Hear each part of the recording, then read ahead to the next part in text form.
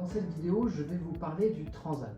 Lorsque l'on devient parent, on voit tous les conseils que l'on peut lire et entendre sur le meilleur transat à acheter, sur l'âge à partir duquel on peut y mettre l'enfant et surtout jusqu'à quel âge.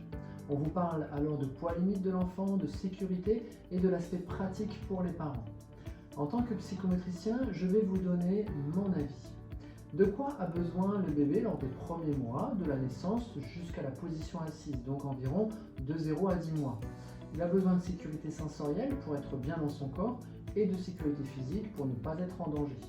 Il a besoin de prendre conscience de son corps et d'apprendre à bouger pour se développer et enrichir ses expériences. C'est avec ces deux grands piliers qu'il va intégrer une sécurité interne et qu'il va développer les connexions neuronales pour bien grandir.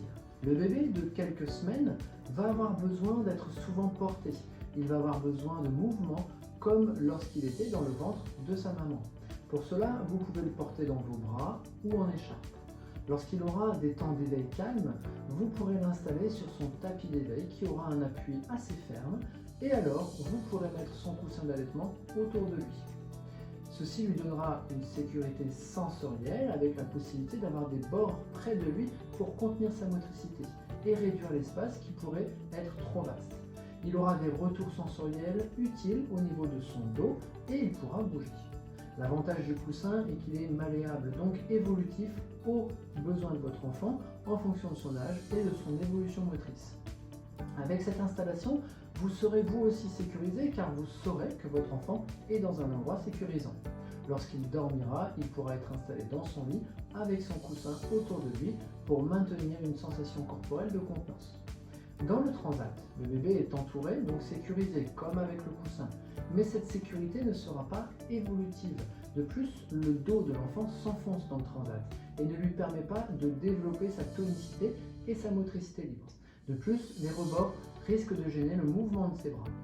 Pour finir, le transat peut avoir un intérêt qui est lors des 20 à 30 minutes qui suivent le repas pour permettre au bol alimentaire d'accéder à l'estomac et de commencer sa digestion. Ceci évitera les reflux de l'enfant qui sont normaux et fréquents jusqu'à 4 à 5 mois, mais là encore, le coussin d'allaitement, de par sa malléabilité, peut remplir cette fonction. Donc selon nous, le transat n'est pas indispensable.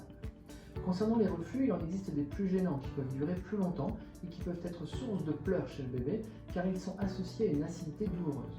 Le bol alimentaire remonte parfois jusqu'au larynx, voire jusqu'au système ORL, entraînant des laryngites ou des otites. Il faut dans ce cas aller consulter votre médecin pour qu'il vous donne la marche à suivre pour accompagner votre enfant. À vous de jouer et à bientôt.